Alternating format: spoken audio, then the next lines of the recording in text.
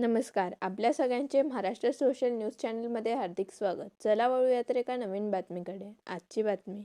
धुळे शहरातील देवपूर येथील राधाकृष्ण लॉजवर पोलिसांनी धाड टाकून काही तरुणींना ताब्यात घेतले. स्थानिक नगरसेवक ललित माळी यांच्या तक्रारीनंतर ही कारवाई करण्यात आली. ताब्यात घेतलेले सर्वजण 20 वर्षांवरील असल्याचे पोलिसांनी सांगितले असून त्यांच्या पालकांना बोलावून समज देत सोडण्यात येणार असल्याची माहिती देण्यात आली.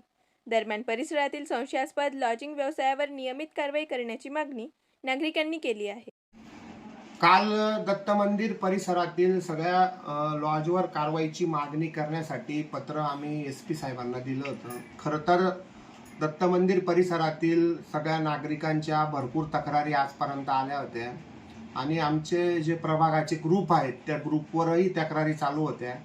संबंधित बातमी शहराचे आमदार धर्मयोद्धा अनुपभाई अग्रवाल तसेच भारतीय जनता पार्टीचे जिल्हाध्यक्ष गजेंद्र शेठ आंबळकर यांच्या निदर्शनास आणल्यानंतर त्यांनी सांगितले की आपण रीतसर पोलिसांकडे तक्रार करावी, म्हणून मी देवपूर पोलीस स्टेशनचे PI व SP साहेबांना पत्र लिहून तक्रार दाखल केली आणि आपलं समाजाचं आरोग्य तसंच परिसरातील सुरक्षितता आणि हा जो काही विद्यार्थ्यांचं जे भविष्य आहे यासाठी नागरिकांनी, पोलीस प्रशासनाने आणि लोकप्रतिनिधींनी एकत्र येऊन आपण याकडे लक्ष दिलं पाहिजे.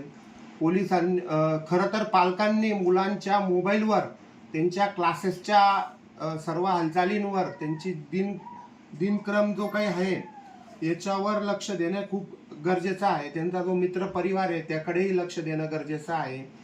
असले जे प्रकार घडत आहेत सकाळी 6 वाजेपासून या लॉजवर मुलांना मुलींना याप्रमाणे जर कधी असे 1000 रुपये तास ने 1500 रुपये तास प्रमाणे जात असतील तर आपला हा समाज कोणत्या दिशेला चालला आहे हे देणं हे खूप गरजेचं झालेलं आहे.